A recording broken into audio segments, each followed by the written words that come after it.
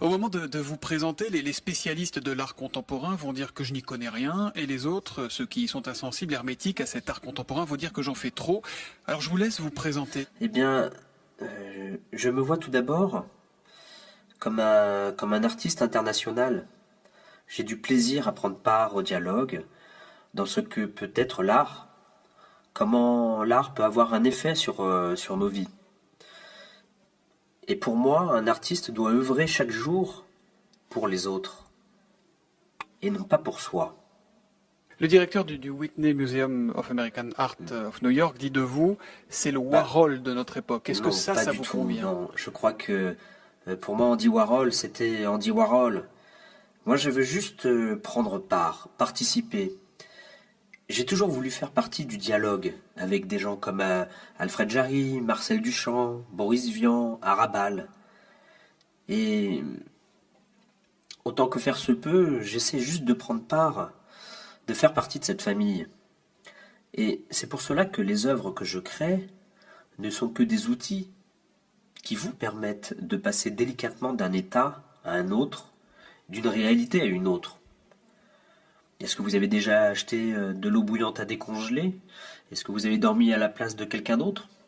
Et pourtant, vous pouvez le faire comme des milliers d'autres personnes. Cela n'a pas de sens. Non, ça n'en a pas, mais ça a un sens toujours pour quelqu'un. Donc non, je ne me considère absolument pas comme, comme un Andy Warhol. On peut être surpris de vous voir là, je vous ai face à moi, costume, cravate. On est à 1000 lieues de l'image qu'on peut avoir de l'artiste. On a l'impression d'un cadre dynamique. Cadre dynamique, je l'étais et je le suis encore. Hein, comme je vous le disais, je suis avant tout au service des autres, d'où la cravate. Et pour moi, je ne suis qu'un lien entre deux réalités, celle qui est vécue et celle qui peut être une alternative possible, mais que vous ne percevez pas. Voilà, j'essaye d'être là pour rassurer, pour lever les contraintes que l'on se donne naturellement. Et je n'essaye pas de faire venir les autres dans ma propre réalité, mais je communique simplement sur des signaux qui sont là pour montrer que tout est possible. La vie n'a pas un sens unique et tous les sens sont possibles. Et j'aime cette vision d'artiste de transition, car finalement, notre existence n'est qu'une transition entre deux états, et les éléments qui nous composent ne nous appartiennent pas. Nous sommes que les locataires, pour une durée limitée, des atomes qui nous constituent. Nous étions et nous venons de poussière d'étoiles, nous sommes un assemblage d'atomes. Plus tard, nous redeviendrons poussière d'étoiles pour peut-être dans un avenir lointain redevenir une chaise, une brosse à dents ou je ne sais quoi. Il y a une rencontre importante dans votre vie avec Alors, Salvador Dali, ça s'est passé au début des années 70. Vous aviez, je crois, 17 ans et c'est vous qui êtes allé le chercher. Racontez-nous comment s'est passée cette rencontre. c'est quelque chose qui me fait rire, car c'est une légende que la presse véhicule. Et je n'ai jamais rencontré directement Dali. Non, une personne qui pour moi était plutôt influente, c'est James Thierry. Et c'est lui qui m'a fait comprendre un certain nombre de choses. Euh, Lorsqu'il m'a invité à son spectacle L'Herbe Rouge, je me suis dit waouh, je pourrais partager mon art aussi avec d'autres personnes de la même manière. Et puis il a quitté Paris. Bon.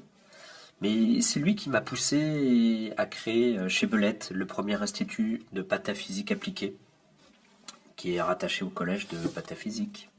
C'est lui qui vous a donné envie de tout, en fait. Bah, il m'a fait comprendre que c'était une réalité, le concept de pataphysique, que l'on peut changer non seulement sa propre vie, mais que l'on peut aussi transformer celle des autres. Alors je me suis dit, bah oui, bah s'il le fait, pourquoi pas moi? Oui, oui. Vanity Fair vous consacrez une grande enquête il y a quelque temps et racontez que vous employez dans votre atelier 128 personnes, 64 pour les tableaux, 44 pour les sculptures, 10 pour l'administration, 10 pour le numérique. Vous êtes en fait le chef d'orchestre et c'est les autres qui bossent. Bah, Vanity Fair, oui. Bon, mon travail quotidien consiste à créer des produits absurdes et d'attendre. Attendre que de l'absurde parfois bah, n'ait un sens. D'une certaine manière, c'est vraiment être un chef d'orchestre. Et il est de ma responsabilité de communiquer avec chaque personne qui travaille avec moi ce que j'essaye de faire, c'est de donner ma vision. Et ces personnes-là m'aident à accomplir ma vision. Et vous n'avez jamais eu envie, vous, de faire plus simple, de faire seul aussi? J'ai toujours été artiste, j'ai toujours été peintre. Mais le geste est juste une idée. Je fais tout seul. C'est moi qui fais ces gestes.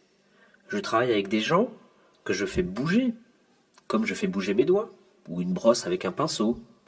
Et ce qui me plaît dans ce que je crée, c'est que ces œuvres deviennent collectives, que chacun participe. Mais on véhicule mon idée. Alors vous avez un point commun avec Picasso, c'est qu'il y a eu plusieurs périodes dans votre vie, celle très provoque, et puis celle d'aujourd'hui qui paraît plus sage, plus propre sur vous. Pourquoi ce changement? Vous ne voulez plus être subversif ou vous ne l'êtes plus? Le bonhomme a changé? En fait, je me sens très à l'aise avec mon travail d'aujourd'hui. Mais l'idée de l'art qui soit simplement un choc ou choquant, non, je ne fais pas de l'art pour que cela soit choquant ou choc. Cela a plutôt à voir avec l'acceptation. Et les seules façons dont les gens peuvent arriver à un niveau supérieur de l'être, c'est de s'accepter eux-mêmes. Et donc ensuite, quand on s'accepte soi-même, vous pouvez accepter les autres.